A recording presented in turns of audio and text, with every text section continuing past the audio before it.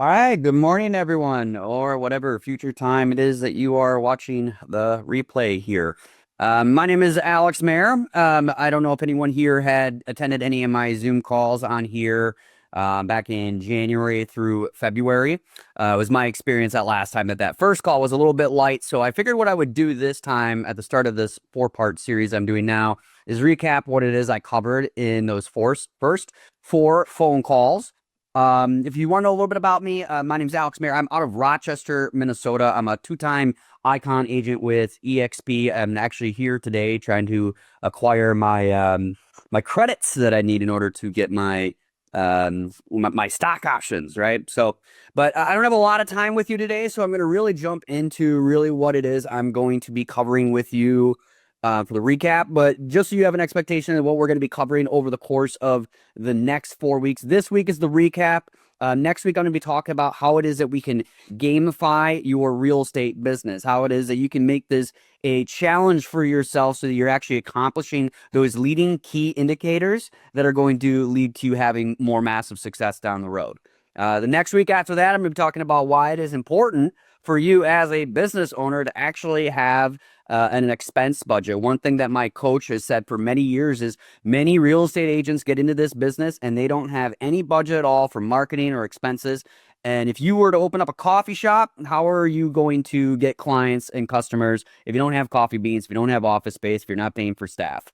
And then the fourth and final week, I'm going to be talking about how it is that we can build a lifestyle by design. If you have known me for years now, I'm very known for only working roughly between 15 and 20 hours a week. In fact, in 2023, I took 16 weeks where I was actually out of my market, where I was out traveling around with the dogs. I was going to different countries, and I still had a thriving business back home. Actually, that week is going to be fun because I'm actually going to be doing RAGBRAI down in Iowa at the same time. So it'll actually be fun to kind of participate in that at the same moment. But I'm going to jump into the recap because, again, I only think I have about 28 minutes left on this call. So the very first, and if you wanted to go back and watch these videos yourself, I did look back this morning. They are January 16th through February 6th. If you go into the Agent Collective, you can actually just search my name, Alex Mayer, and it'll actually pull up those previous four calls, and you can watch them yourself. So first one I went over was what I call it my lasso strategy, and this is all about branding. If you know who Krista Mayshore is, or a lot of the other students who are within this organization overall, is we are all about client attraction. So I don't spend a lot of time chasing clients nowadays. Early on in my business, I did a lot of lead generation through phone prospecting. I used a system called Commissions Inc. My broker used it, and I would spend about 2 hours a day calling these online leads who had raised their hand looking at properties on Google, on Zillow, what have you, and I would convert them to a scheduled appointment and show them houses, sign them, show them houses, get them under contract, and that's how I built my business for the first 2.5 years. Then I hired Krista Mayshore, and she taught me about branding and marketing and how all those things kind of fit together. I really simplified it into my acronym LASSO, which is Land, Air, Sea, and Strategic Operatives. So the land approach is something that I think many agents are familiar with. I just do it a little bit more advanced, right? Land approach is your in-person meetings when you're actually face-to-face with people. Some people might call these your open houses. Personally, I'm not someone who enjoys open houses. It's just not my idea of a good time to go out and put open house signs up for put them up and take them down for 30 minutes, spend 90 minutes to 2 hours out of my Saturday or Sunday sitting around waiting for people coming through. For me, it's kind of awkward. I say that as someone who's gotten 5 clients from open houses this year. It's just not something that I find enjoyable, so it's not on my list of what's worth having. But that is also a land approach. That's when people are actually physically seeing you. I'm also known for having a mobile office. I didn't bring my laptop in here with me, but I actually work at a lot of different restaurants, coffee shops, and bars here in the Rochester area. So a lot of the consumers will see me face to face. And it's not uncommon for me to go out to a restaurant or coffee shop and actually have someone start a conversation with me about real estate. I'm also really well known for my dogs. You can see Atlas here in the background. Kaya is kind of running around somewhere here too. So I'll actually spend a lot of time walking around specific neighborhoods that I target. I do farm 3 different neighborhoods here in the Rochester area, but my branding is actually pretty recognizable in the city overall. And people, it's not uncommon for someone to just like pull over and start talking to me about real estate because they recognize the dogs as well. I also am a member of 3 different gyms. Not saying you have to be a member of 3 different gyms, but I go to the biggest gym here in the area, and my car is wrapped. I'll talk about when I get to my C approach in a moment. So when people go in there, I try to park my vehicle in places where people who are driving to the gyms are actually going to see my branding in my face so that they know that I'm in real estate. It's got my dogs on it. It's got my awards. It's got my 255-star reviews. It's got a lot of different information. I look kind of like a race car. It's actually kind of sweet. And so I go to the biggest gym. I go to one that's more of a group fitness, and then I go to one that's got kind of the meathead group of people. And when I'm going to the group fitness classes, I learned this from another agent at EXP several years ago, and they said they show up 15 minutes before their class to get the class who's on their way out. And then they go through their class and they stay 15 minutes late to get the class that's coming in. So they're actually being more recognizable people who are face to face. And if you are doing your branding and your marketing right, people are going to know who you are just based off of that. If they see you actually in person, it actually just re-solidifies that parasocial relationship that we're trying to build. Also, I attend a lot of community events, shows. I'm not really big on networking personally myself, but when I do go, I people seem to know who I am. So that's my land approach. This is going to be kind of the basic stuff. But I really think what the most powerful thing that I've done in my career was to hire Krista Mashcore to teach me how to do digital marketing. That's Meta, Facebook, Instagram, YouTube, all these analytics that we're using online to actually get in front of people. I think that this is probably the most powerful thing that you can do as a real estate agent is to record 2 to 3 videos a week. Two will get you there. You record 2 90-second videos a week, run ads behind them, and drop that in your city so people are seeing your face. Beautiful thing about Facebook is a lot of people are watching it with the sound off. They're really not paying attention. They're really just reading the subtitles. And if you're just trying to make sure that you're being seen, a 30-second video will do it. Okay. But I would say the number one thing you can do is actually make sure you're recording videos and running ads behind them. I do also post on my personal page quite a bit. Mostly my stories and mostly about my dogs. If you actually go to my personal business page, you'll see that it says, 3-time winner, Rochester's best real estate agent, but 90% of the posts are actually of the dogs, right? If you want to spend some time on YouTube, that's also very efficient. Back in 2022, when I was really dominant on YouTube in my area, I was getting 1 to 2 clients a month just from YouTube. So I really strongly recommend going into that. Make sure that you are focusing on your Google business page.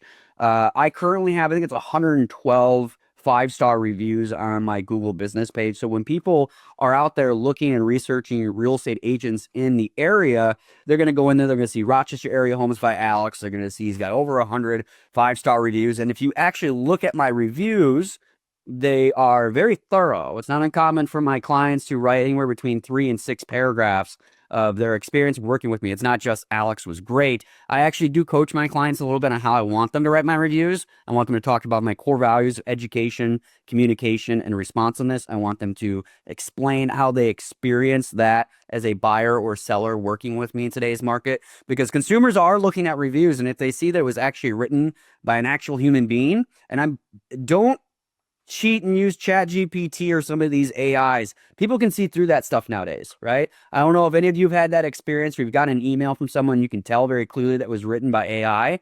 I can, right? And if I can do it, I know the consumer can as well. So my clients, I ask them to write a very thorough review on their experience with me, even some of the hurdles.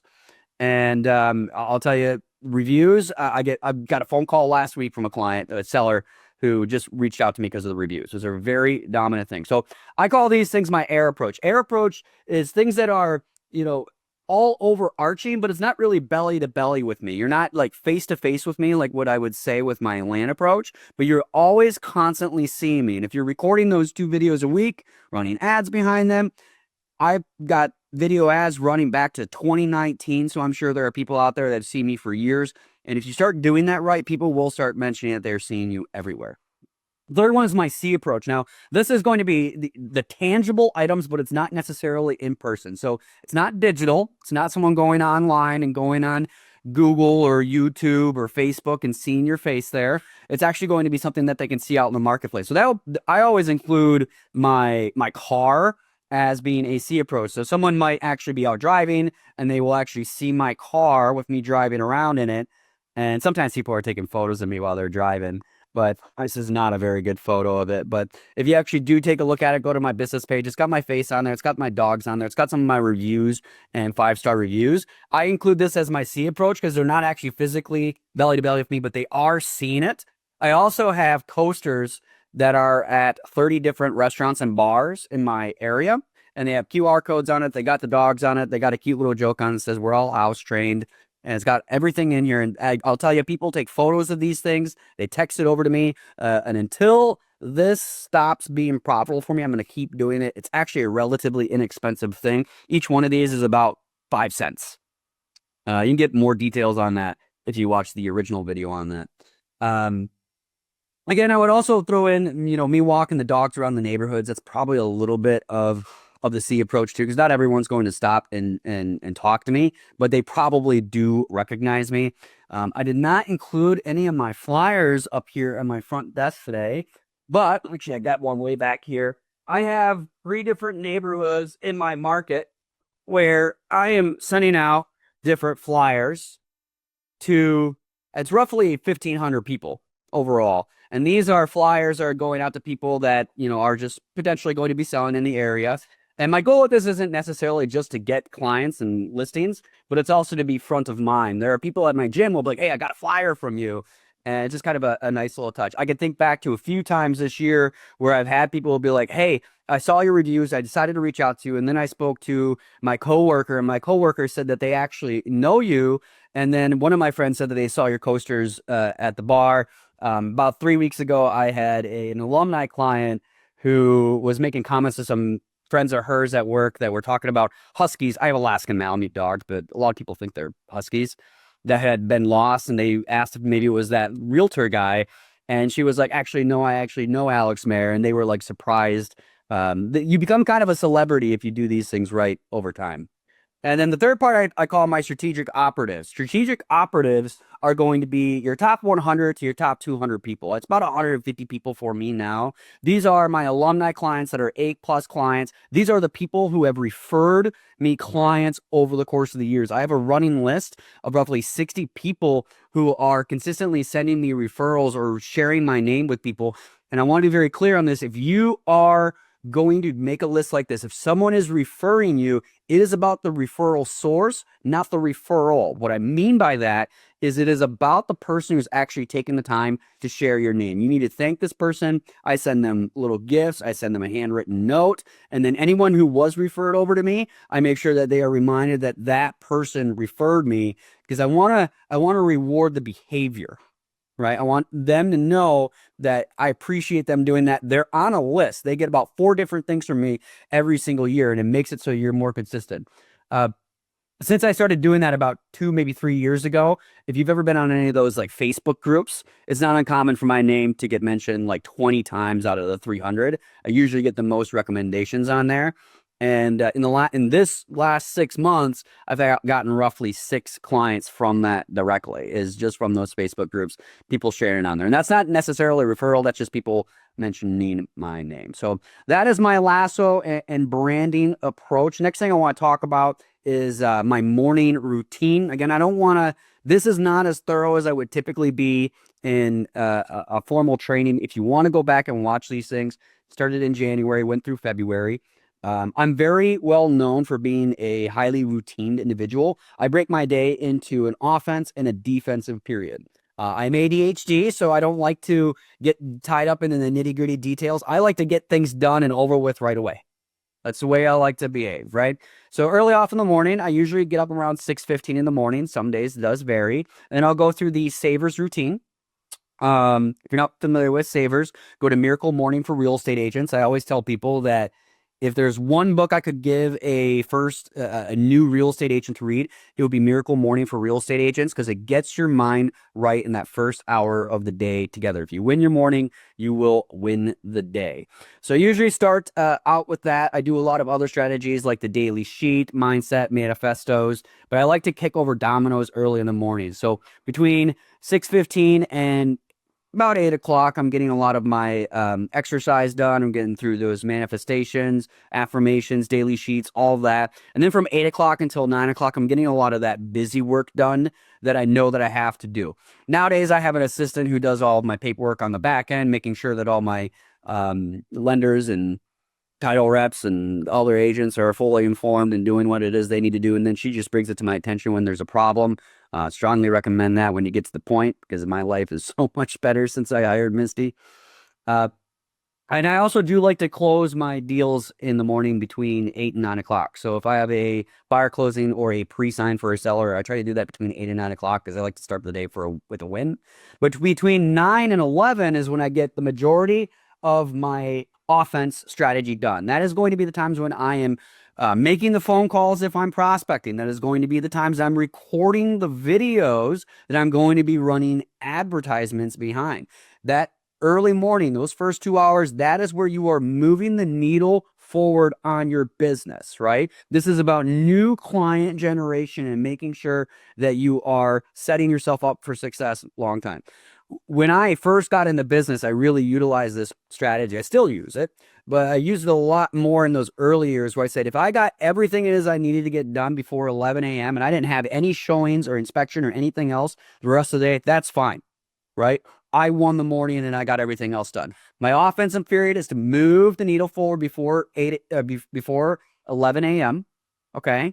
Not because that's necessarily the best time to be reaching out to people, but because then I know I'm getting it done. And then after 11 a.m. is when I'm scheduling my showings, my listing appointments, my buyer appointments, and I'm going to handle all the minutia that comes into real estate. I'm sure you can all attest that you've had situations where you said you were going to do something in the afternoon and then something in a transaction derailed you and you never got around to it. So this is why my philosophy is to make sure that I get everything I possibly can get done that moves the business forward before 11 a.m. And again, after 11, if I don't have anything else going on that day, that's fine. Now, I'm kind of addicted to real estate, so like, let's be honest. Like, if I get into flow on something, like, I'm probably gonna keep working on it, right? But I tell people you have three main jobs as a real estate agent. Number one is to generate business. Number two is to maintain business. And number three is to close business. I like to generate business in the morning. That is having conversations with new prospective clients, creating video content that's going to engage with people, and then making sure that I'm educating not just other people, but also myself as well. I do see that as important. I will make this statement. Education is great and learning is important. I'm a lifelong learner. Action is where it's at. Between 9 and 11 a.m., that's action time. That's not just sitting around and taking notes and writing things down, right? When I was running a team, which I did for 2.5, 3 years, it wouldn't be uncommon for someone coming in my office and be like, hey, I did all this work today. And they would just show me notes that they made. I'm like, you haven't talked to a single prospective client. You haven't recorded any video, you haven't run any ads behind it, right? So make sure that you're actually doing work in the mornings that's actually going to get things moving forward. The third training I had, it was called, I actually trained this a few times. It's called One Call Starts It All. It's actually named after a late mentor of mine. I used to be in auto sales prior to real estate. This was over 10 years ago now. And he ended up passing away, but he said something to me that really stuck with me, which is one call starts it all. Someone calls you and you start having a conversation with them, that can end up in an appointment. That appointment can end up in a client. That client can end into having a listing or having showings. Then all of a sudden, 45, 60 days later, you got a big 5-figure check coming into your, well, now it's direct deposit for me. But I'm a big fan of 5-figure checks. I'm sure a lot of you guys are as well, especially with the amount of expenses that we are incurring as real estate agents as well. But I always talk about that structure of that initial phone call. And if you go online and you try to find good like scripts for, I just found that a lot of like the YouTube trainings and things like that, they just don't work, or they're not real. And I'm really against scripting. I'm more into like a bullet point. I think you have to have like an idea of what I call your arrows in a quiver, which is like when you have a conversation with someone, you know how to respond to specific things. So when I talk about the structure of the phone call, if you're calling an online lead, I call that first 3 to 7 seconds riding the bull. right? People jump into their lizard brain. They're talking to a salesperson. So your very first thing to do is to de-escalate the situation and get them comfortable and having a conversation with them. So if I were to call Suma, I would say, hey, hi, Suma, this is Alex with Rochester Area Home Finder. Reason I'm calling you is you're registered, looking at houses here in the Rochester area. Were you looking to do something next 3 to 6 months, or were you just browsing? Most people say they're just browsing. Say, perfect. That's exactly what that website's for. Tell me about your situation. Tell me about your situation. Those 5 words, probably the most powerful thing that you can say to a prospective client. Now, if you got someone who's reaching out to you on a referral or something like that, I usually will tell them, hey, thanks for reaching out to me. I appreciate you taking the time. Why don't you go ahead and tell me about your situation, and I will tell you how I can help. Okay. I want to get that prospective client talking to me for the next 90 seconds to 2 minutes. My initial phone calls are about 10 to 12 minutes long. And I firmly believe that a 10 to 12 minute phone call with me as a prospective buyer or seller is going to be one of the most effective uses of that client's time. And I tell people I believe that, right? But I want them to tell me about their situation. If they're a first-time home buyer, that's good information to have. I want them to tell me, have you had experience selling a house before if they are selling? If someone reaches out to me and they say, hey, I found a specific property it is that I like, okay, well, I just want to be upfront with you. Oftentimes people do not buy the very first house they see. As of right now, you are in love with the Tinder photos. You have not met the girl yet, right? You don't know what it is you're getting into. We have to have a conversation about those things up front. But usually in that first 90 to 120 seconds, they'll give me enough information to really talk to them about. I try to get like 3 to 4 different pieces of advice before I ask for an appointment. If you go back to that original video that I recorded, I talk about what's called a problem identification chart. And that is actually from the book Gap Selling. And in that book, what it is that consumers know they have a problem, whether it is they want to go see a property, whether they don't know how affordability works, because they don't teach you how to buy a house in school. A lot of consumers are afraid to take action because they just don't know what to expect. And when our job as real estate agents is to actually give them clarity in a situation where there's a lot of great unknown so that they can make good, informed, intelligent decisions. If you can be that knowledge broker, people are going to love you and they're going to give you raving reviews. And if they know what to expect, they're going to have a good experience. But I want them to tell me about their situation. Once I know about that, I'll go into the problems that I picked up out of them. There's the problems that what they know about it, what they're experiencing currently, and then there's what I know about that problem. So if someone tells me, well, I have saved up money for a down payment. Okay, great. What have you saved up? What people told you need for a down payment? It's not uncommon for a buyer to be like, I was told I need to have 20% down or 10% down. And I tell them, if you're a first-time home buyer in my market, 3 to 5% will do it. And there are programs right now where you can get gifts and grants from lenders where I've had buyers close on properties for less than $1,000 out of pocket. These are very real programs, right?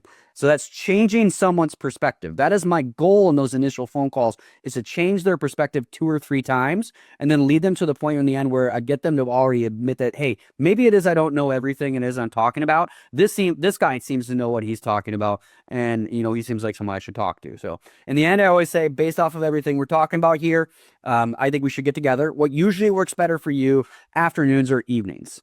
I don't ask them, is there a good time? I want to know afternoons or evening, give them 2 options so they have a choice. Evenings after 5 o'clock usually work best for me, Alex. Okay, perfect. And then I usually will go into where it is I would like to meet them. And I'm going to go over different types of financing if you're a buyer, for different types of financing if it's available to you. What makes up a mortgage payment if you're a first-time home buyer. What you should be expecting when you're actually shopping for houses out there, because a lot of these online websites can be outdated. What you can expect when we're actually out there making an offer, because I want you to know the information, that the questions I'm going to be asking you when you find a house that you like, so that we're going to be more strategic. And then what to expect contract to close, because just because you got an accepted offer doesn't mean you bought a house yet. There are a lot of pitfalls and things that you need to know what's getting into. So what have I done in that initial phone call is I've changed their perspective on a few things that maybe they didn't understand initially. And then I've summarized all of it, and I've explained to them that I'm going to be able to deliver on these things. In the midst of that phone call, I've changed their perspective. I promise I'm going to answer some of their questions. I've answered those questions, and then I've dangled this little carrot in front of them where I'm like, hey, if you want to know all this stuff, this is what's going to take. Very easy to set an appointment at that point, meet with them, sign them as a client. Which brings me actually to the last training that I had earlier back in February, which was setting proper client expectations and boundaries.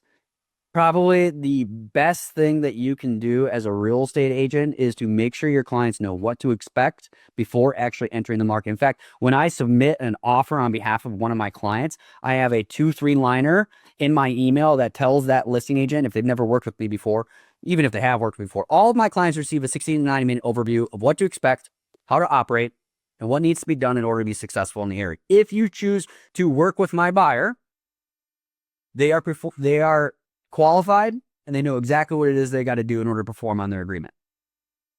Right. And I believe that because my clients know what to expect up front, it makes it so that they're more likely to make better offers. They're going to show up for those showings. They're not going to cancel last minute because they know that I'm a professional. And they're also going to be respectful to me as well. So in that initial sit down, I usually try to get a little information from them right away. There are some agents that in their buyer appointments, they spend a lot of time on the needs analysis. I do, but I would say it's probably only about 5 minutes, right? I spend a little bit of time in rapport up front, and I usually meet people at restaurants, coffee shops, and bars where a lot of people already know me, so it kind of establishes credibility. Um, but I don't spend a lot of time on the needs because sometimes people have come in with assumptions as to the price point that they're looking at, right? They don't actually know, right? Or they come in saying, I want this specific type of property, but we're in limited inventory, so we might not actually be able to find that. I want to know what their ideas are, and then I want to go in and explain what it is they actually should be focusing on. I believe that the average consumer focuses on the wrong things before they come to me. And my job is to show them exactly what it is they should be paying attention to, right? The proper things to be paying attention to. Things like interest rates and price are important, not as important as out-of-pocket expenses, monthly payment, right? How competitive is this property going to be is more important than what your current interest rates are today, right? But so I'm going to cover, different types of financing that's available for, if it's a buyer, different types of financing that's available to them, what makes up a mortgage payment, how to shop for houses, what to expect contract to close after getting an accepted offer. If you are a seller, I always tell my sellers that selling is a series of questions. Usually the first question I get is, what is my home worth? Second question I get is, what's worth repairing? Third question is, how do I prepare for showings? Fourth question is, how do I handle offers as they are coming in? And the fifth question is, how do I handle inspections, title work, appraisals? Right. And I want to really summarize all of those things with people. I also want them to understand that my core values are education, communication, responsiveness.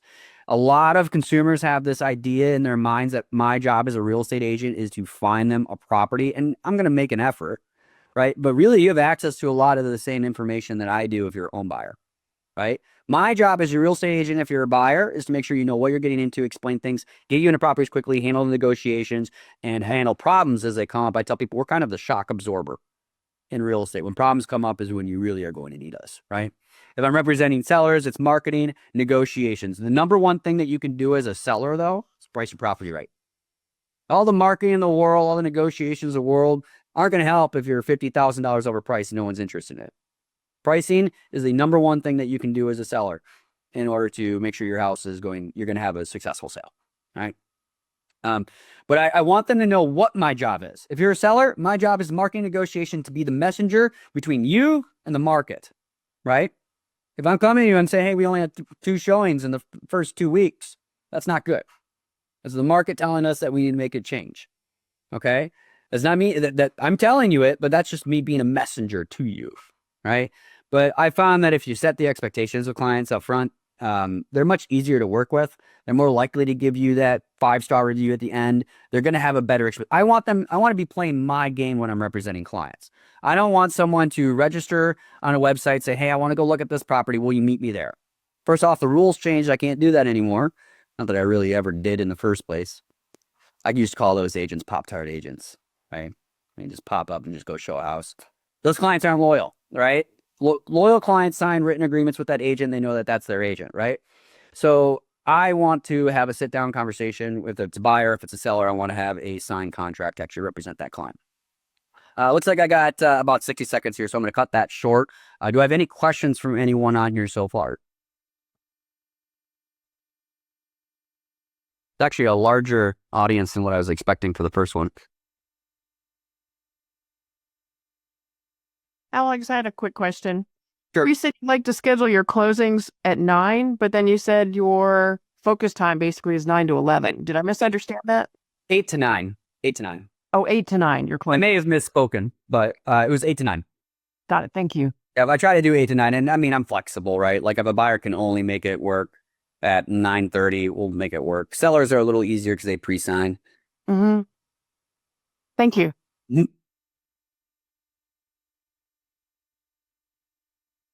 Yeah, the trainings were January 16th through February 6th on the Agent Power Huddle. You can actually just go into the search bar and search Alex there. It'll actually list out all of them for you.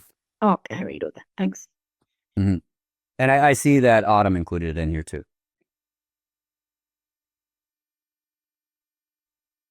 Okay, so next week I'm going to be covering, what am I covering? Sorry. I'm covering gamifying real estate. So this is something I used to do early on in my career. I had a goal where I tried to hit 6 points in any given day, and I'll break down what that means. But it's essentially like, what are the key things that you can be doing in your business to move yourself forward? And it's a little bit more fun to be like, oh, did I hit my 6 points today? And if I hit my 6 points before 12 noon, I might just check out that day. If you want to see that, jump on next week or watch the recording. If you'd like more information or to get connected to the Agent Power Huddle, join our free Facebook group. This call was designed for the agents in our EXP organization, but open to any agent from any brokerage. If you're a guest and you're interested in learning more about EXP or our specific resources within the Agent Collective, reach out to the person who invited you to this call to get more info. Produced by the Agent Collective Media Network.